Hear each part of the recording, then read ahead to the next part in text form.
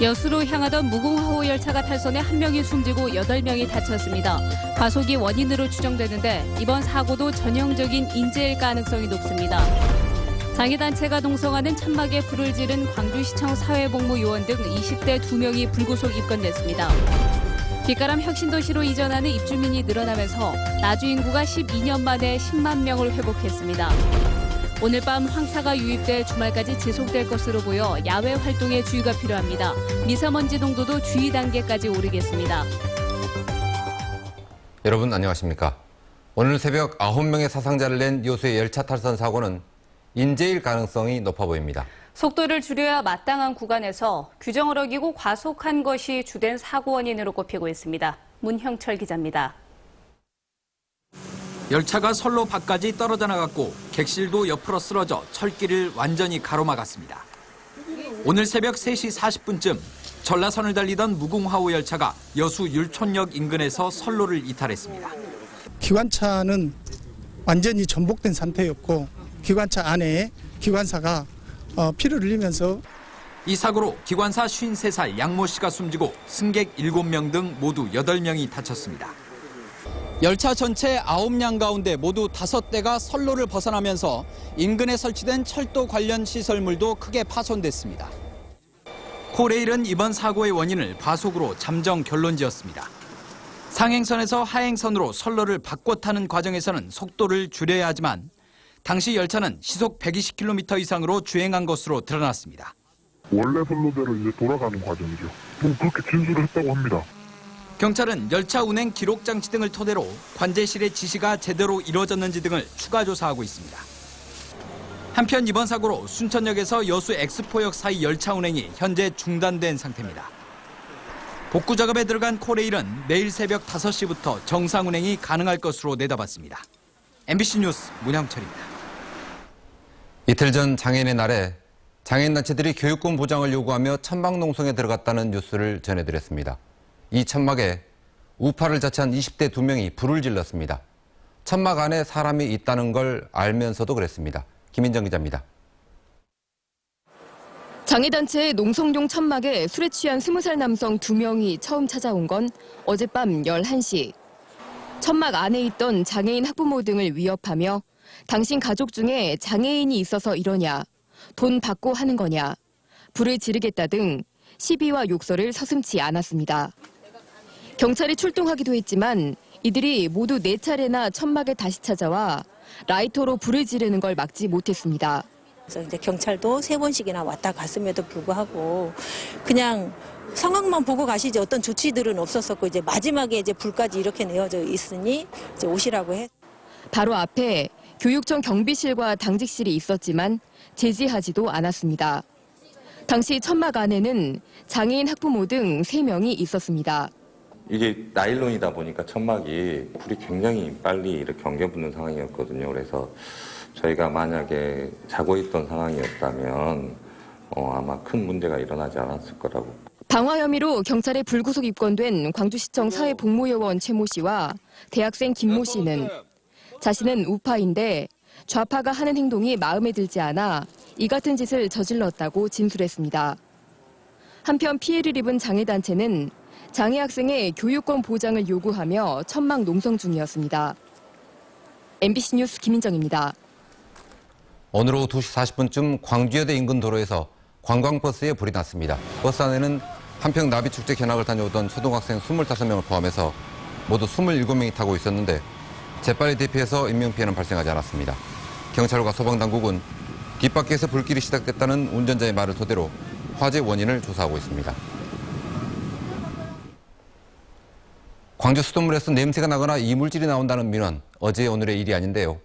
20년 이상 된 노후 상수도관이 전체의 10%에 달하는데 언제 교체될지 기약이 없습니다. 송정근 기자입니다. 광주의 한 아파트 수돗물에서 냄새가 나고 이물질이 끼어있다는 신고가 접수된 것은 어제 오후 2시 40분쯤 2개 아파트 1,400여 세대에 비상급수가 실시됐고 12시간 만에 정상화됐지만 민원이 빗발쳤습니다. 119 차가 왔는데 아따 물을 호스로 물을 주잖아요. 막 줄 쭉 쓰면은 그러니까 사람들이 그 물 많이 받아가려고 아주 밖까지 다 갖고 와 질려버렸네. 원인은 33년 된 노후 수도관을 개량하는 과정에서 발생했습니다.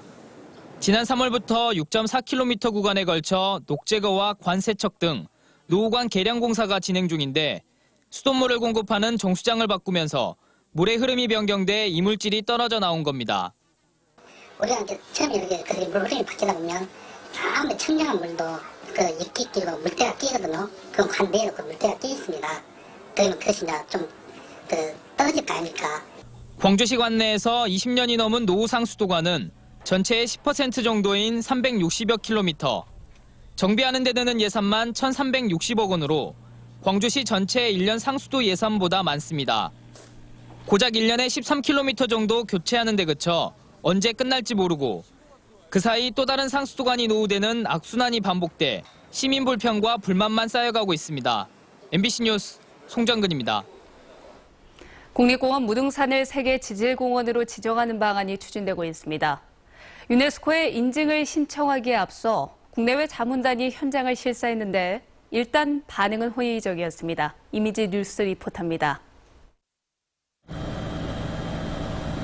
해발 1,050m 위에 자리 잡은 바위 기둥들. 화산재로 이루어진 주상절리가 무등산 정상 부근에 우뚝 자리를 잡았습니다. 여름에는 찬 바람이, 겨울에는 따뜻한 바람이 나오는 너덜지대 풍혈구역도 있습니다. 위치적 희소성과 지질학적 가치를 인정받아 국가지질공원으로 지정된 무등산. 호세 칼보 사무총장 등 세계 지질과학연맹 관계자들도 특별한 관심을 나타냈습니다. I mean, there are many places where you can see this type of geological features in the world, but they are totally different here because of the origin, because the magnitude, because the size of everything. 무등산을 유네스코 세계 지질공원으로 지정하기 위한 예비 현지 실사인데 주상절리대는 물론 담양, 화순 등의 역사 문화를 둘러보고 학술적인 가치를 조명하는 데 초점을 맞췄습니다. 이것이 지정이 된다면 이 무등산 일대는 이제 세계에 찾아오는 세계적인 관광 명소가 되는 것이고 그로 인해서 우리 지역의 상품이 살아나고 우리 지역 사람들이 경제가 훨씬 나아지는. 광주시와 전라남도는 이번 예비 실사를 바탕으로 부족한 점을 보완해 오는 11월 유네스코 인증 신청서를 제출할 예정입니다. 무등산이 국가적 명산을 넘어 세계적 명산으로 거듭날 수 있을지 주목됩니다. MBC 뉴스 이미지입니다. 서울 남부지검이 박준영 당선자의 선거사무소 회계 책임자인 51살 김모 씨를 긴급 체포했습니다. 김 씨는 선관위에 신고하지 않은 통장에서 운동원 등에게 금품을 지출한 혐의를 받고 있습니다. 검찰은 이 돈이 앞서 구속된 신민당 사무총장이 준 것으로 추정되는 돈과 관련이 돼 있는지 여부를 집중 조사하고 있습니다. 서울중앙지검 형사1부는 5.18 민주화운동에 참여한 시민을 북한군이라고 비방한 혐의로 보수논객 지만원 씨를 불구속 기소했습니다. 지 씨는 자신이 운영하는 인터넷 홈페이지에 5.18 당시 촬영된 사진에 등장하는 시민 4명을 북한 특수군이라는 의미의 광수라고 지칭하고 천주교 광주대교구 신부들을 공산주의자로 비방한 혐의를 받고 있습니다. 영호남의 학자들이 빛가람 도시에 모여서 혁신을 주제로 학술대회를 열었습니다. 지방혁신은 지금부터가 시작이라고 입을 모았습니다. 박수인 기자입니다. 수도권에 밀집된 공공기관을 지방으로 분산시키는 정책이 시작된 건 참여정부 때였습니다. 그렇게 해서 생겨난 지방도시의 이름을 혁신도시라고 이름 붙인 건 지방으로 이전한 공공기관이 지방의 혁신을 이끌어가는 주문 때문입니다. 혁신도시라는 발전소를 만들어서 거기에서 혁신의 동력을 일으키자. 그러니까 이제 우리가 처음 제안했던 것이 얼마나 잘 이루어진지를 점검하고. 한국전력이 빛가람의 둥지를 튼 뒤 에너지 산업이 광주와 전남의 새로운 성장 동력으로 주목받고 있는 것도 바로 혁신에 대한 높은 기대와 의지를 바탕으로 하고 있습니다. 단순히 공공기관의 물리적 공간 이전으로만 그치지 않고 새로운 가치와 성장판을 만들어내는 게 혁신도시 사업의 본질이라고 지역사회 연구자들은 입을 모았습니다. 이전기관과 관련된 기업 연구소들을 부지런히 유치를 해서 에너지, 동생명, IT, 문화예술 산업을 지역의 특화 산업으로 제대로 육성하는 게 우리의 몫이자 과제입니다. 어느 한쪽에서 시작된 혁신의 바람은 지역 산업 구조 전반으로 확산될 수 있습니다. 광주의 주력 산업이었던 자동차 산업을 에너지와 융합된 미래형 산업으로 도약시킬 가능성이 모색되고 있는 게 한 예입니다. 100만 대 정도로 올려주면은 우리 이 자체 지역에서 그 기술도 개발할 수도 있고 모든 부품이 이쪽에서 일어나면은 나중에 우리 그 호남에서도 굉장히 그 타지에 비해서 더 사람이 몰려들 수 있고. 4.13 총선을 통해서 정치권이 결국은 혁신의 길로 접어들었듯이 지역 경제의 낙후와 사회적 불균형을 해소하는 길은 지역사회 모든 주체들의 끊임없는 혁신뿐이라고 지역사회학자들은 강조했습니다. MBC 뉴스 박수인입니다. 백가람 혁신도시로 이전하는 입주민이 늘면서 나주시 인구가 10만 명을 회복했습니다. 나주시 인구가 10만 명을 넘어선 것은 지난 2004년 이후 12년 만으로 나주시는 이를 기념해서 청사 정문에 인구 현황판을 설치하고 주민들에게 인구 10만 명 회복 소식을 알렸습니다. 지구의 날을 맞아 광주에서도 환경 보호를 강조하는 다채로운 체험 행사가 마련됐습니다. 주말 내내 황사가 예보돼 있어 야외 활동할 때는 주의가 필요합니다. 김은수 기상캐스터입니다. 올해로 46번째 맞는 지구의 날입니다. 지구와 0cm라는 슬로건을 내걸고 지구 환경의 중요성을 생각하는 다양한 공연과 시민의 실천을 유도하는 체험 프로그램이 광주 금남로에 준비됐습니다.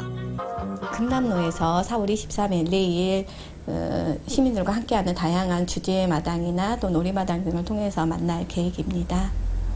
기후변화 등으로 인해 지구촌 곳곳에 자연재해가 속출하면서 환경 보호의 필요성이 갈수록 커지고 있습니다. 빠르게 진행되고 있는 사막화로 봄철이 되면 모래바람이 시도 때도 없이 한반도를 강타하고 있습니다. 그제 몽골에서 발원한 황사가 오늘 밤부터 우리나라에 영향을 미치겠고 주말 내내 황사가 이어지겠습니다. 이에 따라 광주 전남 지방은 밤부터 미세먼지 농도가 주의 단계까지 오르겠습니다. 내일은 흐린 가운데 남해안에 빗방울이 떨어지겠고 휴일에는 맑은 하늘을 되찾겠습니다. 광주의 아침 기온은 10도 안팎에 머물겠고 한낮에는 24도까지 올라 초여름 날씨를 보이겠습니다. 야외 활동 계획이 있다면 황사 마스크와 함께 얇은 겉도 챙기시는 게 좋겠습니다. MBC 뉴스 김은수입니다.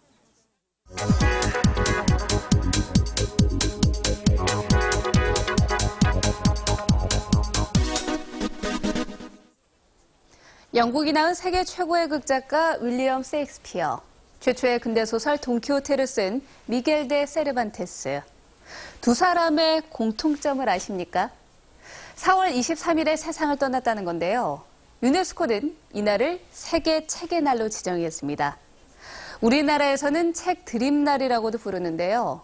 우리 지역 도서관과 서점들은 세계 책의 날을 기념하기 위해서 다양한 행사를 준비하고 있습니다.